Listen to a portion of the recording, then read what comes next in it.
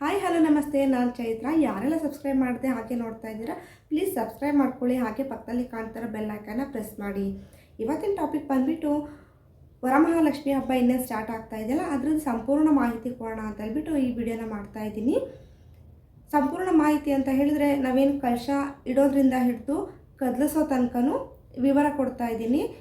Please ಒಂದ್ಸಲಿ check ಮಾಡಿ. ನನಗೆ ಗೊತ್ತಿಲ್ಲ ಯಾರೆಲ್ಲ ಫಸ್ಟಿಂದ ಕೊನೆವರೆಗೂ ನೋಡ್ತೀರಾ ಅಂತ ಹೇಳಿಬಿಟ್ಟು ಪ್ಲೀಸ್ ಆದಷ್ಟು ಕೊನೆವರೆಗೂ ನೋಡಿಬಿಟ್ಟು ನೀವು ಸ್ವಲ್ಪ ಮಾಹಿತಿಯನ್ನು ತಿಳ್ಕೊಳ್ಳಿ.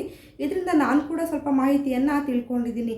ಏನಪ್ಪ ಅಂತ ಹೇಳಿದ್ರೆ, ಕಳಸ ಇಟ್ಬಿಟ್ಟು ಕಳಸ ಕದಲಿಸೋವರೆಗೂ 3 ಆರತಿಯನ್ನು ಮಾಡಬೇಕು, ಹಾಗೆ ಕೆಂಪಾರತಿಯನ್ನು ಮಾಡಬೇಕು ಅನ್ನೋದ್ರ ಬಗ್ಗೆ ನನಗೆ ನಿಜವಾಗ್ಲೂ ಗೊತ್ತಿರಲಿಲ್ಲ. ಇದು ನಮ್ಮ ಮನೆಗಳಲ್ಲಿ ಯಾವುದೇ ಥರದ ಪದ್ಧತಿ ಕೂಡ ಇಲ್ಲ. ದೀಪಾವಳಿ ಹಬ್ಬಕ್ಕೆ ಮಾಡ್ತಾ ಇದ್ರು ನಮ್ಮ ಮನೆಗಳಲ್ಲೆಲ್ಲ. ನಾವು ಮದುವೆ ಆದಮೇಲೆ ವರಮಹಾಲಕ್ಷ್ಮಿ ಹಬ್ಬನ ಮಾಡೋದಕ್ಕೆ ಸ್ಟಾರ್ಟ್ ಮಾಡಿದೆ. ಹಾಗಾಗಿ ಅಷ್ಟೊಂದು ವಿವರ ನನಗೇನು ಗೊತ್ತಿರಲಿಲ್ಲ. ನಾನು ಯೂಟ್ಯೂಬ್ ನೋಡಿಬಿಟ್ಟು ಕೆಲವೊಂದು ಮಾಹಿತಿಯನ್ನು ನೋಡಿಕೊಂಡು ಪೂಜೆಗಳನ್ನು ಮಾಡ್ತಾಯಿದ್ದೆ.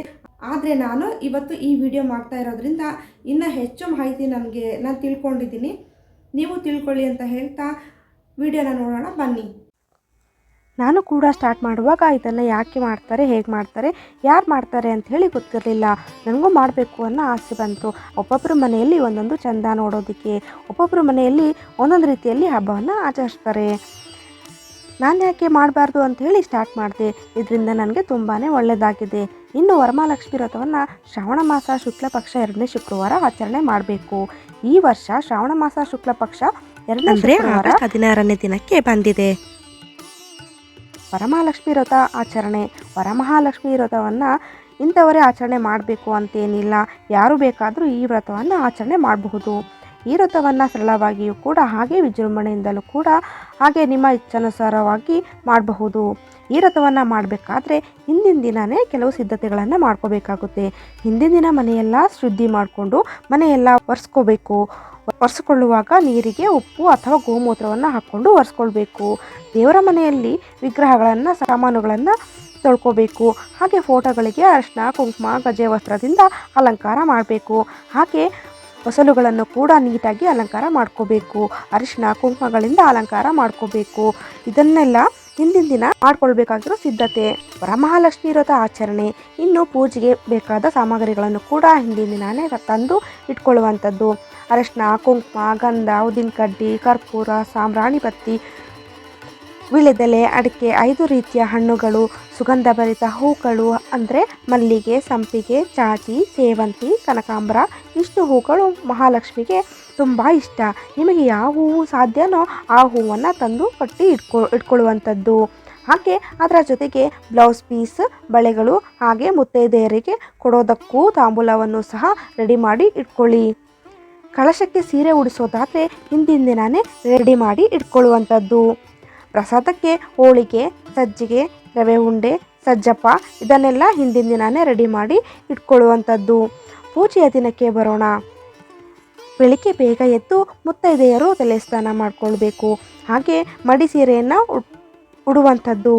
ಸಾಧ್ಯವಾದಷ್ಟು ರೇಷ್ಮೆ ಸೀರೆ ಉಟ್ಟು ಕೈಗಳಿಗೆ ಬಳೆ ತೊಟ್ಟು ತಲೆ ಹೂವು ಮುಡ್ಕೊಂಡು ಪೂಜೆಗೆ ರೆಡಿಯಾಗಿ. ಮೊದಲನೇದಾಗಿ ನೈವೇದ್ಯಕ್ಕೆ ಸರಳವಾಗಿ ಮಾಡಿಕೊಳ್ಳುವಂಥದ್ದು. ಕೇಸರಿಬಾತು ಸಜ್ಜಿಗೆ ಬೆಲ್ಲದ ಅನ್ನ ಇದರಲ್ಲಿ ಯಾವುದು ಬೇಕಾದರೂ ಅದನ್ನು ಮಾಡಿಕೊಳ್ಳುವಂಥದ್ದು. ಅಥವಾ ಇದ್ಯಾವುದು ಬೇಡ ಅಂದರೆ ಹಸಿ ಹಾಲನ್ನು ಕೂಡ ನೈವೇದ್ಯಕ್ಕೆ ಇಡುವಂಥದ್ದು. ಪೂಜೆ ಸಮಯ ಬೆಳಗ್ಗೆ 4ರಿಂದ 6 ಗಂಟೆ ಒಳಗಡೆ. ಇದಕ್ಕೆ ಬ್ರಾಹ್ಮಿ ಮುಹೂರ್ತ ಅಂತಾರೆ. ಇದನ್ನು ಬ್ರಾಹ್ಮಿ ಮುಹೂರ್ತದಲ್ಲಿ ಕಳಶವನ್ನು ಕೂರಿಸೋದಾದರೆ ತುಂಬ ಒಳ್ಳೆಯದು. ಆದರೆ ಆ ಟೈಮಲ್ಲಿ ಪೂಜೆ ಮಾಡೋದಕ್ಕೆ ಆಗಲಿಲ್ಲ ಅಂದರೆ 8 ಗಂಟೆ ಒಳಗಡೆನಾದರೂ ಕಳಶವನ್ನು ಕೂರಿಸಿ ಪೂಜೆಯನ್ನು ಮಾಡುವಂಥದ್ದು. ಇನ್ನು 10:30 ಮೇಲೆ ರಾಹುಕಾಲ ಬರೋದಾದರೆ ಇದು 10:30ಯಿಂದ 12 ಗಂಟೆವರೆಗೆ ರಾಹುಕಾಲ ಇರುತ್ತೆ. ದಯಮಾಡಿ ಈ ಟೈಮಲ್ಲಿ ಪೂಜೆ ಮಾಡಬೇಡಿ. ಕಳಶ ಇಡೋ ಪದ್ಧತಿ ಇದ್ದರೆ ಕಳಶ ಸ್ಥಾಪನೆ ಮಾಡ್ಕೊಳ್ಳಿ. ಕಳಶ ಸ್ಥಾಪನೆ ವಿಧಿವಿಧಾನವನ್ನು ಹೇಳ್ಕೊಡ್ತೀನಿ ಬನ್ನಿ. ಕಳಶವನ್ನು ಪೂರ್ವಾಭಿಮುಖ ಅಥವಾ ಉತ್ತರಾಭಿಮುಖವಾಗಿ ಇಡುವಂಥದ್ದು. ಇನ್ನು ದೇವರ ಮನೆಯಲ್ಲೇ ಕಳಶವನ್ನು ಇಡ್ತೀರಾ ಅನ್ನೋದಾದರೆ ಪೀಠವನ್ನು ರೆಡಿ ಮಾಡಿಟ್ಕೊಂಡು ಅದರ ಮೇಲೆ ಅಷ್ಟದಳದ ರಂಗೋಲಿಯನ್ನು ಹಾಕ್ಕೊಂಡು ಅದರ ಮೇಲೆ ಅರಿಶಿನ ಕುಂಕುಮ ಹಾಕಿ ಒಂದು ತಟ್ಟೆಯನ್ನು ತೆಗೆದುಕೊಂಡು 3 ಇಡಿ ಅಥವಾ 5 ಇಡಿ ಅಕ್ಕಿಯನ್ನು ಹಾಕಿ ಅದರ ಮೇಲೆ ಓಂ ಅಥವಾ ಸ್ವಸ್ತಿಕ್ ಅಂತ ಉಂಗುರದ ಬೆರಳಿನಿಂದ ಹಾಕಿ ಪೀಠದ ಮೇಲೆ ಅಕ್ಕಿಯ ತಟ್ಟೆಯನ್ನು ಇಟ್ಟು ಅದರ ಮೇಲೆ ಕಳಶದ ಚಂಬನ್ನು ಇಟ್ಕೋಬೇಕು. ಚಮ್ಮಿನೊಳಗೆ ನಿಮ್ಮ ಪದ್ಧತಿಯ ಪ್ರಕಾರ ನೀರು ಅಥವಾ ಅಕ್ಕಿ ಗೋಧಿ ಯಾವನ್ನಾದರೂ ತುಂಬಿಕೊಳ್ಳಿ. ಚಮ್ಮಿನ ಒಳಗಡೆ ಅರಿಶಿನ, ಕುಂಕುಮ, ಅಕ್ಷತೆ, ಹೂವು, ಒಂದು ಬೆಳ್ಳಿ ಕಾಯಿನು, ಒಂದು ಚಿನ್ನದ ಮೂಗುತಿ ಅಥವಾ ಉಂಗುರ ಇಷ್ಟನ್ನು ಹಾಕಿ ಸಾಕು. ಇನ್ನು ಡ್ರೈ ಫ್ರೂಟ್ಸ್ ಹಾಕೋದಾದರೆ ಬೇಡ. ಸಂಜೆ ಒಳಗೆ ಅದು ಕೊಳೆತ ಸ್ಥಿತಿಯಲ್ಲಿ ಇರುತ್ತೆ, ಅದಕ್ಕೆ ಅದು ಅಶುಭ ಅಂತೇಳಿ ಕರಿತೀವಿ. ಕಳಶದ ಕಂಠಕ್ಕೆ 5 ಮಾವಿನ ಎಲೆ ಅಥವಾ ವೀಳ್ಯದೆಲೆಯನ್ನು ಇಟ್ಕೊಳ್ಳಿ. ಹಾಕ್ಕೊಂಡು ಅದರ ಮೇಲೆ ತೆಂಗಿನಕಾಯಿಯನ್ನು ಇರಿಸ್ಕೊಳ್ಳಿ. ತೆಂಗಿನಕಾಯಿಯಲ್ಲಿ ಜುಟ್ಟು ಅಥವಾ ನೀರು ಜಾಸ್ತಿ ಇರೋದನ್ನು ಇಡಬೇಕು. ಇದಕ್ಕೂ ಹಿಂದಿನ ದಿನಾನೇ ತೆಂಗಿನಕಾಯಿಗೆ ಅರಿಶಿನ ಕುಂಕುಮ ಹಚ್ಚಿ ಇಟ್ಕೊಳ್ಳಿ. ರೆಡಿ ಮಾಡಿ ಇಟ್ಕೊಂಡಂತಹ ಕಾಯಿಯನ್ನು ಚಮ್ಮಿನ ಮೇಲೆ ಇರಿಸ್ಕೊಳ್ಳಿ. ಜುಟ್ಟು ಮೇಲೆ ಬರೋ ರೀತಿ ಇಟ್ಕೊಳ್ಳಿ. ಕಳಶಕ್ಕೂ ಸಹ ಗೆಜ್ಜೆ ವಸ್ತ್ರ ಅಂದರೆ ಅತ್ತಿಹಾರ ಒಡವೆಗಳಿಂದಲೂ ಅಲಂಕಾರ ಮಾಡ್ಕೊಳ್ಳಿ. ನೀವು ಯಾವ ಒಡವೆ ಹಾಕಬೇಕು ಅಂದ್ಕೊಂಡಿರ್ತೀರ ಆ ಒಡವೆಗಳನ್ನು ಹಾಲು ಅಥವಾ ನೀರಿನಿಂದ ಮುಂಚೆನೇ ಶುದ್ಧಿ ಮಾಡಿಕೊಂಡು ಇಟ್ಕೊಳ್ಳಿ. ಇದರ ನಂತರನೇ ಒಡವೆಗಳನ್ನು ಹಾಕಬೇಕು. ಕಳಶಕ್ಕೆ ಸೀರೆಯನ್ನು ಸಹ ಉಡಿಸಬಹುದು. ಇಂದಿನ ದಿನಾನೇ ಹಾಲಿನಲ್ಲೇ ಪೀಠವನ್ನು ರೆಡಿ ಮಾಡಿಕೊಂಡು ಕಳಶದ ಬಿಂದಿಗೆಗೆ ಸೀರೆಯನ್ನು ಉಡಿಸ್ಕೊಂಡು ಬೆಳಗ್ಗೆ ಎದ್ದ ಮೇಲೆ ಕಳಶ ಸ್ಥಾಪನೆಯನ್ನು ತೆಂಗಿನಕಾಯಿಯನ್ನು ಕಳಶದ ಮೇಲೆ ಸ್ಥಾಪನೆ ಮಾಡ್ಬೋದು. ತೆಂಗಿನಕಾಯಿಗೆ ಮುಖವಾಡವನ್ನು ಹಾಕ್ಬೋದು. ಇದಕ್ಕೆ ಬೆಳ್ಳಿದು ಅಥವಾ ಮಣ್ಣಿಂದು ಮುಖವಾಡವನ್ನು ಇಡಿ. ಅಥವಾ ಮುಖವಾಡ ಇಲ್ಲ ಅಂದರೆ ತೆಂಗಿನಕಾಯಿಗೆ ಫುಲ್ ಅರಿಶಿನ ಹಚ್ಚಿ ತಿಲಕ ಇಟ್ಕೊಂಡು ಅದನ್ನು ಸಹ ಇಡಬಹುದು. ಇದನ್ನು ಹೇಗೆ ಮಾಡೋದು ಅಂತ ಮುಂದಿನ ವಿಡಿಯೋದಲ್ಲಿ ತೋರಿಸ್ತೀನಿ. ನನ್ನ ಹತ್ರ ಬೆಳ್ಳಿದು ಮುಖವಾಡ ಇಲ್ಲದೇ ಇರುವಾಗ ನಾನು ಇದನ್ನೇ ಇಟ್ಟಿದ್ದು. ಮುಖವಾಡವನ್ನು ಸ್ಟೀಲ್ದು ಅಥವಾ ಜರ್ಮನಿ ಸಿಲ್ವರ್ ಹಾಕಬಾರ್ದು. ಮುಖವಾಡವನ್ನು ಮೊದಲು ನೀರಿನಿಂದ, ಹಾಲಿನಿಂದ, ಮೊಸರಿನಿಂದ ತೊಳೆದು ಕಳಶಕ್ಕೆ ಇಡುವಂಥದ್ದು. ಪೂಜೆ ಶುರು ಮಾಡೋದಕ್ಕಿಂತ ಮುಂಚೆ ಅರಿಶಿನ ದಾರವನ್ನು ಮಾಡ್ಕೋಬೇಕು. ಈ ಕೆಲಸವನ್ನು ಹಿಂದಿನ ದಿನವೇ ಮಾಡ್ಕೋಬೋದು. 9 ಎಳೆ ದಾರವನ್ನು ತೆಗೆದುಕೊಂಡು 9 ಗಂಟುಗಳನ್ನು ಹಾಕ್ಕೊಂಡು 2 ತಾಸು ಅರಿಶಿನದ ನೀರಿನಲ್ಲಿ ನೆನೆಸಿ ಇಡಬೇಕು. ಮನೆಯಲ್ಲಿ ಎಷ್ಟು ಜನ ಇರ್ತಾರೋ ಅವರಿಗೆಲ್ಲ ಮಾಡ್ಕೋಬೇಕು. ದಾರದ ಮಧ್ಯಭಾಗದಲ್ಲಿ ಹೂವನ್ನು ಕಟ್ಕೊಂಡು ಆ ದಾರಗಳನ್ನು ಕಳಶದ ಪಕ್ಕದಲ್ಲಿ ಇಟ್ಕೋಬೇಕು. ಇದನ್ನು ಪೂಜೆ ಆದಮೇಲೆ ಕಟ್ಟಿಸ್ಕೊಳ್ಬೇಕು. ಇದನ್ನು ಮುತ್ತೈದೆಯರು ಗಂಡನ ಹತ್ರ ಕಟ್ಟಿಸ್ಕೊಳ್ಳಿ ಅಥವಾ ಸ್ತ್ರೀಯರು ಮತ್ತಿನ್ಯಾರಾದರೂ ಇದ್ದರೆ ಮನೆಯಲ್ಲಿ ಹಿರಿಯರು ಇರ್ತಾರಲ್ವ ಅವ್ರ ಹತ್ರ ಬಲಕೈಗೆ ಕಟ್ಟಿಸ್ಕೊಳ್ಳಿ. ಇನ್ನು ಪೂಜೆಯ ದೀಪಗಳಿಗೆ ತುಪ್ಪ ಹಾಕ್ಕೊಂಡು ದೀಪವನ್ನು ಬೆಳಗಿಸುವುದು ತುಂಬ ಉತ್ತಮ. ನೈವೇದ್ಯಕ್ಕೆ ಎಷ್ಟು ತಟ್ಟೆ ಇಡಬೇಕು? ಕಳಶದ ಮುಂದೆ 3, 5, 7 ಅಥವಾ 9 ಅಂದರೆ ಆಡ್ ನಂಬರಲ್ಲಿ ಇಡಬೇಕು. ಇನ್ನು 3 ತಟ್ಟೆ ಇಡೋದಾದರೆ ಒಂದರಲ್ಲಿ ವೀಳ್ಯದೆಲೆ, ಅಡಿಕೆ, ಹಣ್ಣುಗಳು ಇಡ್ಬೋದು. ಇನ್ನೊಂದರಲ್ಲಿ ನೀವು ಮಾಡಿದಂತಹ ಸಿಹಿ ತಿಂಡಿಗಳನ್ನು ನೈವೇದ್ಯವಾಗಿ ಇಡಬಹುದು. ಇನ್ನೊಂದರಲ್ಲಿ ದುಡ್ಡು ಕಾಸು ಇಡಬಹುದು. ಕಾಸನ್ನು 32 ಕಾಯಿನು 1 ರೂಪಾಯಿಯ ಕಾಯಿನನ್ನು ಇಡಬೇಕು. ಕಂಪಲ್ಸರಿಯಾಗಿ ಅದರ ಜೊತೆಗೆ ನಿಮಗೆ ಇಷ್ಟ ಬಂದಷ್ಟು ನೋಟುಗಳನ್ನು ಇಡಬಹುದು.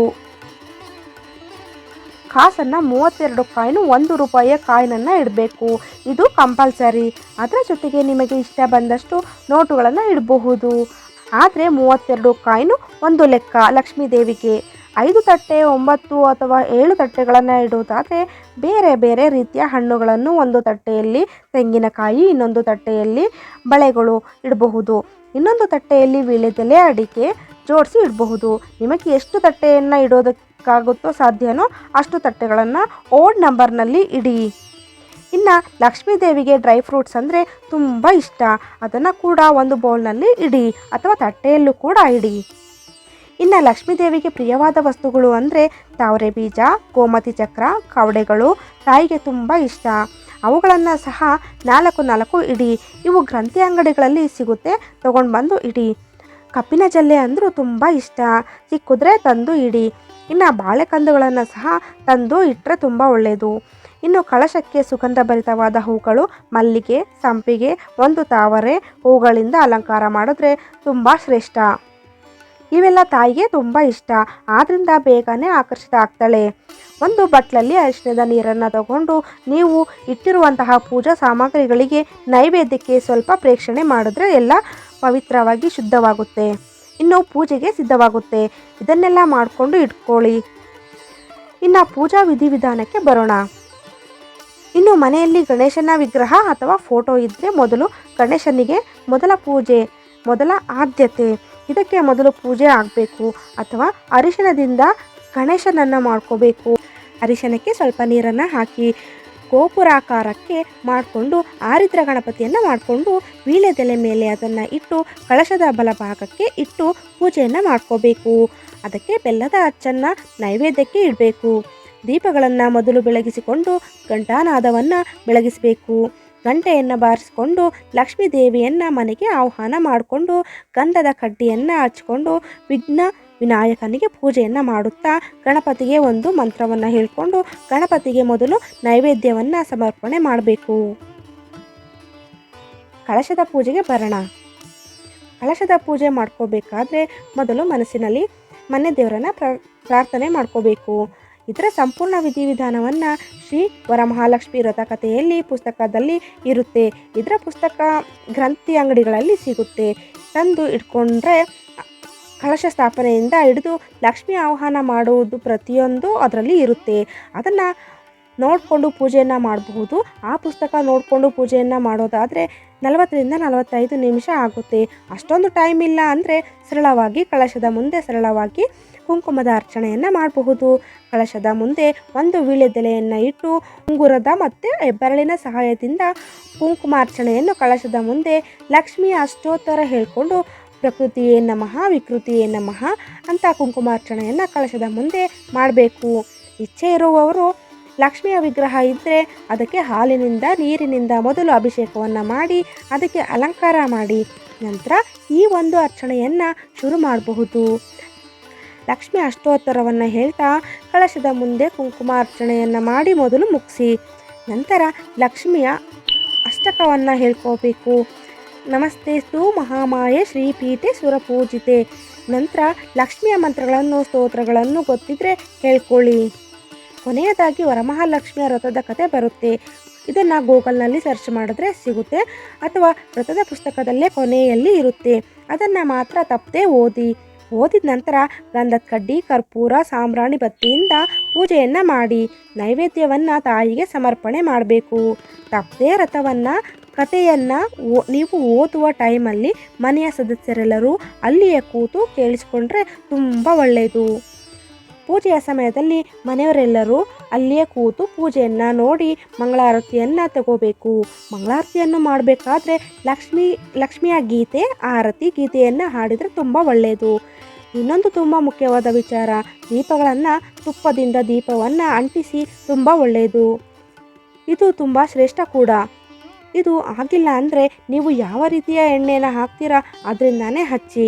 ಆದರೆ ತುಪ್ಪ ಮತ್ತು ಎಣ್ಣೆಯನ್ನು ಮಿಕ್ಸ್ ಮಾಡಬೇಡಿ, ಒಂದನ್ನು ಮಾತ್ರ ಹಾಕ್ಕೊಳ್ಳಿ.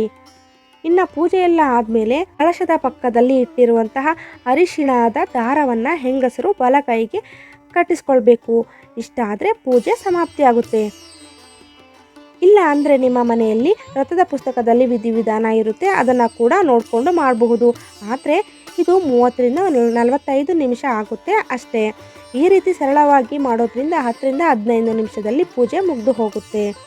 ಇನ್ನು ಸಂಜೆಗೆ ಬಂದರೆ 5:30 ಮೇಲೆ ಕೈಕಾಲು ಮುಖವನ್ನು ತೊಳ್ಕೊಂಡು ಶುಭ್ರವಾಗಿ ಸೀರೆಯನ್ನುಟ್ಟು ಕಳಶದ ಮುಂದೆ ಮತ್ತೆ ದೀಪಗಳನ್ನು ಬೆಳಗಿಸಿ ಗಂಧದ ಕಡ್ಡಿ ಕರ್ಪೂರಗಳಿಂದ ಪೂಜೆಯನ್ನು ಮಾಡಿ ಒಂದು ಹಸಿ ಹಾಲನ್ನಾದರೂ ಸರಿ ಅಥವಾ 2 ಬಾಳೆಹಣ್ಣನ್ನಾದರೂ ಸರಿ ನೈವೇದ್ಯವನ್ನು ಮಾಡ್ಕೊಳ್ಳಿ.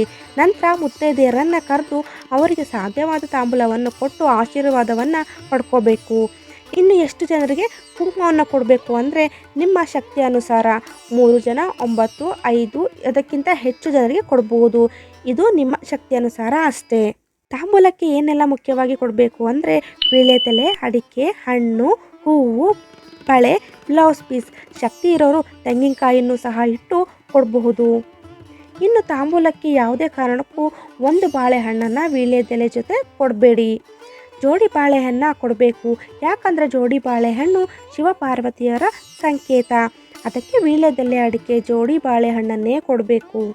ಆದರೆ ಜೊತೆಗೆ ದಕ್ಷಿಣೆ 5 ರೂಪಾಯಿ 10 ಸಾಧ್ಯವಾದಷ್ಟು ನೀವು ವೀಳ್ಯದೆಲೆ ಜೊತೆಗೆ ಕೊಡಿ.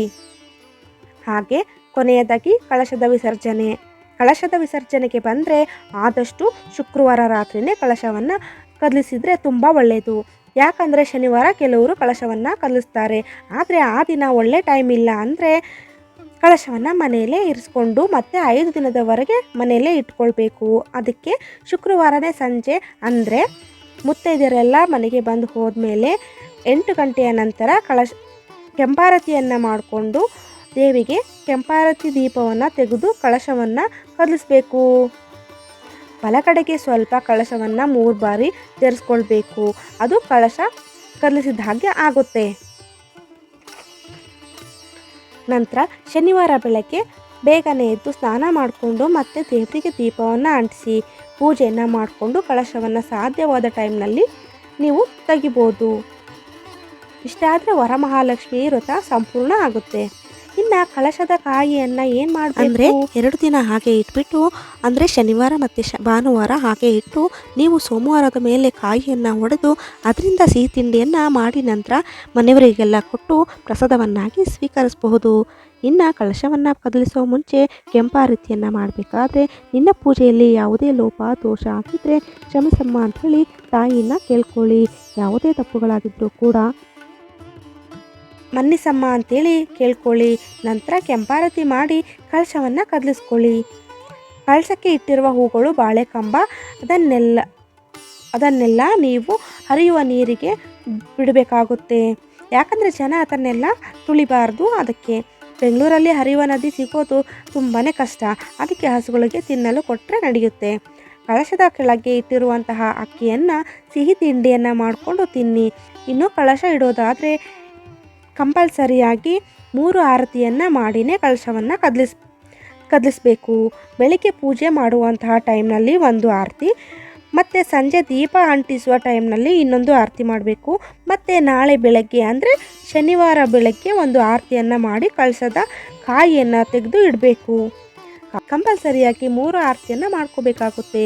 ನೀವು 1 ದಿನ ಇಟ್ಟರೂ ಸರಿ ಅಥವಾ 2 ದಿನ ಇಟ್ಟರೂ ಸರಿ, 3 ದಿನ ಇಟ್ಟರೂ ಸರಿ, 3 ಆರತಿ ಮಾಡಲೇಬೇಕು. ಇನ್ನು ಕಳಶದ ನೀರನ್ನು ಮನೆಯ ಪ್ರತಿ ಮೂಲೆಗೂ ಪ್ರೋಕ್ಷಣೆ ಮಾಡಬೇಕು. ಮನೆಯಲ್ಲಿ ಯಾವುದೇ ನೆಗೆಟಿವ್ಸು ಕೆಟ್ಟಿದ್ದು ಇದ್ದರೆ ಮನೆಯಿಂದ ಹೊರಗಡೆ ಹೋಗಿ ಮನೆಗೆ ತುಂಬ ಒಳ್ಳೆಯದಾಗುತ್ತೆ. ವರಮಹಾಲಕ್ಷ್ಮಿಯ ಪೂಜೆಯನ್ನು ನೀವು ಸರಳವಾಗಿಯೂ ಅಥವಾ ವಿಜೃಂಭಣೆಯಿಂದಲೂ ಅಥವಾ ನಿಮ್ಮ ಶಕ್ತಿ ಅನುಸಾರವಾಗಿಯೂ ಸರಿ ಶ್ರದ್ಧಾ ಭಕ್ತಿಯಿಂದ ಮಾಡಿದರೆ ಖಂಡಿತವಾಗೂ ಲಕ್ಷ್ಮೀ ದೇವಿ ಯಾರಿಗಾದರೂ ಒಲಿತಾಳೆ. ಇಲ್ಲಿಗೆ ವರಮಹಾಲಕ್ಷ್ಮಿಯ ವಿಧಿವಿಧಾನ ಮುಗಿಯುತ್ತೆ. ವರಮಹಾಲಕ್ಷ್ಮಿ ಹಬ್ಬದ ಸಂಪೂರ್ಣ ಮಾಹಿತಿ ಸಿಕ್ಕಿದೆ ಅಂತ ಹೇಳಿ ಅಂದ್ಕೊಂಡಿದ್ದೀನಿ. ಯಾರೆಲ್ಲ ಹಾಗೆ ನೋಡ್ತಾ ಇದ್ದೀರಾ ಪ್ಲೀಸ್ ಸಬ್ಸ್ಕ್ರೈಬ್ ಮಾಡ್ಕೊಳ್ಳಿ. ಹಾಗೆ ಪಕ್ಕದಲ್ಲಿ ಕಾಣ್ತಾ ಇರೋ ಬೆಲ್ ಐಕನ್ನ ಪ್ರೆಸ್ ಮಾಡಿ, ಶೇರ್ ಮಾಡಿ, ಹಾಗೆ ಲೈಕ್ ಕೂಡ ಕೊಟ್ಬಿಟ್ಟು ಇಲ್ಲಿಗೆ ಈ ವಿಡಿಯೋ ಮುಗಿಸ್ತಾ ಇದ್ದೀನಿ. ಮುಂದಿನ ವಿಡಿಯೋದಲ್ಲಿ ಸಿಗ್ತೀನಿ ಅಂತ ಹೇಳ್ತಾ ಬಾಯ್.